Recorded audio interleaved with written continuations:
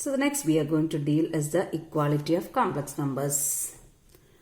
Suppose I am taking a complex number z1 is equal to a plus ib with the real part a and imaginary part b, and the second complex number is z2 equal to c plus id where real part is c and imaginary part is d.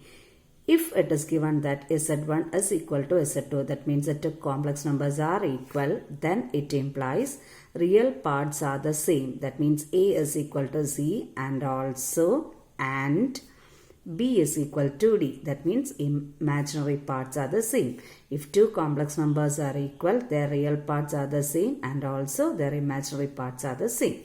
Suppose I want to give an example. Suppose z1 is equal to x plus iy and z2 is equal to 3 plus I into 5.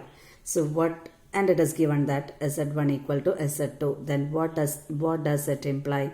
X is equal to 3 because the real part of z1 is x and real part of z2 is 3. So x must be equal to 3 and their imaginary parts also must be equal and y must be equal to 5. Okay, suppose I want to add two complex numbers. Suppose I am taking the complex number as 5 minus 3i and the second complex number as minus 10 plus 2i. And suppose I want to add z1 and z2. So to add two complex numbers, what we have to do is add their real parts. The real parts are 5 and minus 10. So add 5 and minus 10. Plus I into, I must be there, add their imaginary parts. What is the imaginary part of the first complex number? Minus 3. Plus imaginary part of the second complex number is 2. So what to do to add two complex numbers?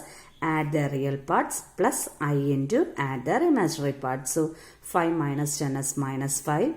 Again minus 3 plus 2 is minus 1. Minus 1 into I gives you minus I. So z1 plus z2 is minus 5 minus I. Otherwise we can write as minus 5 minus 1i. Again, if I want to subtract two complex numbers, same way, what we have to do is subtract the real parts plus I into subtract the imaginary parts. So what we have to do is 5 minus 10. Subtract the real parts plus I into, it's plus I into, subtract the imaginary parts minus 3 minus imaginary part here is 2. So what we get is 5 minus 10 is 5 plus 10, which gives you 15, and minus 3 minus 2 is minus 5i. So z1 minus z2, what we are getting is 15 minus 5i. So to add, we have to add the real part plus I into, add the imaginary part, and to subtract, what we do is subtract the real parts plus I into, subtract the imaginary part. Suppose I want to take the product z1 into z2. What should I do is 5 minus 3i into minus 10 plus 2i. So just open the bracket as usual. So what we have to do, 5 into minus 10, that is minus 50. 5 into 2i plus 10i minus 3i into minus 10, which gives you plus 30i minus 3i into plus 2i, which gives you minus 6i into I is I square. So what we get is minus 50. 10i plus 30i gives you 40i. And what happens here? We know that I is root of minus 1 and I square is minus 1.